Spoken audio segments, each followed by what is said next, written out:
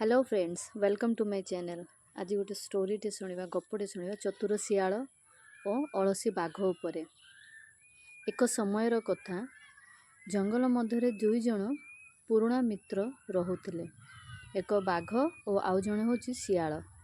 बाघ अत्यंत शक्तिशाली और गर्वित, शियाल छोट एवं आकृति रे दुर्बल किंतु बेसी चतुर। से जोठी बुद्धि लगी थाए सेठी ही जीति थाए। बाघ दिने शियाल को कहला, मु तो तो ठारू शक्तिशाली, मो पाखरे किछि अभाव नहीं, तू दिने दिने काम कर आउ मु माने चाहिले आहार पाई जाए। शियाल हसी कहला, ठीक कहूछु बाघ भाई, तू शक्तिशाली, मो तुलना रे दुर्बल, किंतु देख एक दिन यही बुद्धि केमिति शक्ति को हराई दिए। एक दिन दुई जन जंगल एक दूर अंचल को जाउथिले। हठात जाल रखिथिबा एक शिकारी ताकू देखिला और जाल पाती बाघ को जाल रे पड़ीगला।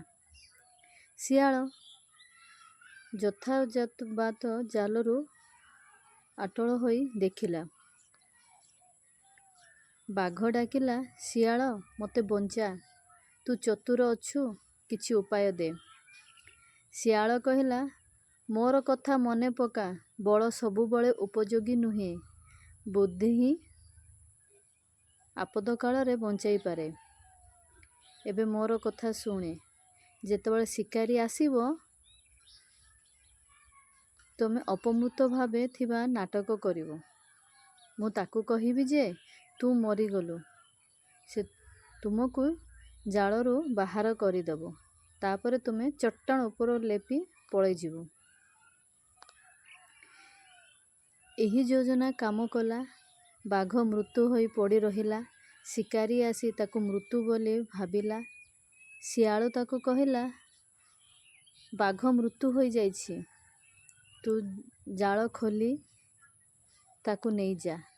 शिकारी जाल खोलिला एवं बाघ हठात लंप मारी चलीगला।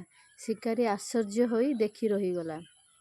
परे बाघ शियाल उपरे गभीर सम्मान आनिला। से कहिला, तुम बुद्धि मो जीवन बंचाई देला। आजिरु मु बुझिली, बल ठारू बुद्धि और कर्म अधिक प्रभावशाली। केवल